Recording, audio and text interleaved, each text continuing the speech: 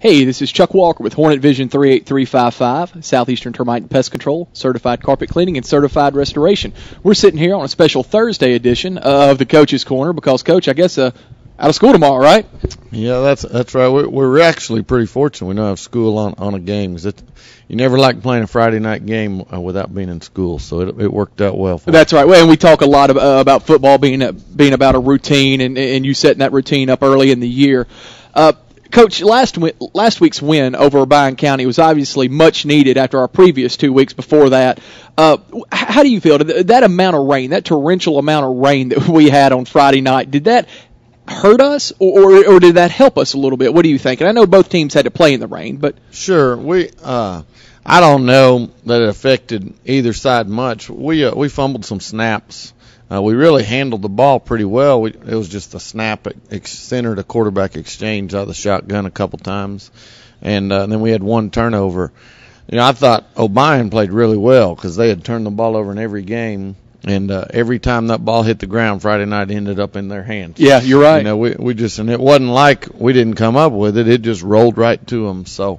I don't know. I thought it was good that our kids competed. When you're playing in the rain, sometimes it equals talent a little bit.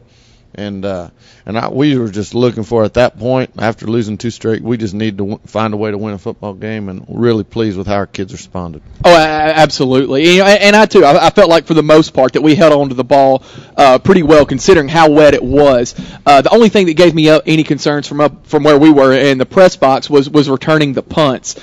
Do you ever consider? Or did you consider just letting the punts roll and not even touch them at all, just so you don't risk giving up a turn? Because it's got to be hard to pull that punt in. Was that a coaching decision or just a fault? Well, we have gotten to that point when you're up with a minute to go or whatever, 2 minutes to go, and they're going to punt. You don't want to make that risk. But we were trying to field them. They did a rugby punt, and the punt was never possible to catch. Yeah. The way they were punting. They were rolling out and kicking it low, and they kicked a couple out of bounds, and there was just nothing really returnable. But during warm-ups, I thought we'd play well because we kicked the ball really well. We caught punts and caught kickoffs really well. So I really didn't feel like it affected us very much as far as the conditions. Right. Well, last week's win was big and obviously much needed, like we said. And it brings us up into this week, which is a bye week. And, one of the things is how's a bye week different than a regular week at practice? And the second part to that question is,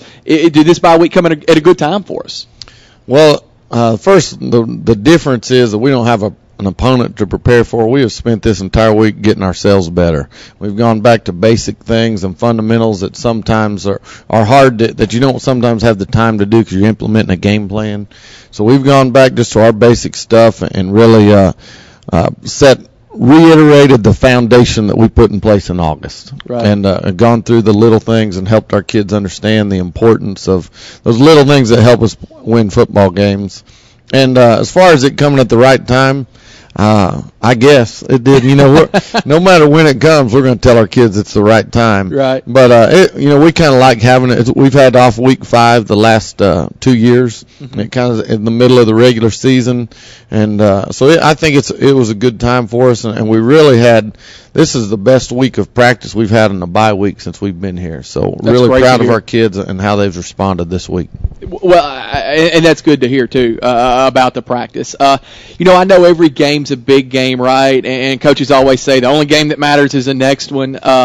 But many of the Hornet Vision fans out there, myself included, we look forward to the Milan game each year. Does this rivalry, and it's because of proximity and everything, but this rivalry with that storied program, does that come into play at all with the players or coaching staff? I'm sure our kids get more excited about it. We get excited as coaches because we're playing one of the perennial best teams in the state. Absolutely. And so if you can't get excited about coaching against someone like that, then you're probably in the wrong business. But, our kids, first of all, if it's a tribute to our kids and what they've done the last few years, that it is considered a rivalry. Because you have to be competitive and have to have a chance to win games because if you don't ever beat them, it's not a rivalry. That's right. And so, there will be a lot of excitement, and we just tell our kids that all that stuff off the field needs to be for the fans and things like that, and we need to worry about us and doing our job. Milan is a really good football team. and we're gonna have their best shot. They're gonna have our best shot, and it'll be a great atmosphere next Friday. Well, I can't wait for it. And I can't wait for our Coach's Corner interview next week. If you can break some time off, I'm sure we'll talk a little bit more about this Milan game. We know, Coach, as Hornet Vision 38355 grows and hopefully adds more sponsors over the course of time, hopefully we'll get some more new updated equipment. A question I have for you is, if we get one of those coaches' mics down on the field, like they have on Monday Night Football, would you sign off on that? You feel comfortable with that? We will. They might. We'll work on it. We'll cross that bridge when we get there. We'll have to see what the contract says in the fine print. That's right. I'd like to thank you again for tuning in and watching us, Coach. I'd like to thank you for spending some time with me on a bye week, and look forward to talking next week about some more about that Milan game for everybody at home. Thanks, and go Hornets. Thanks for having us.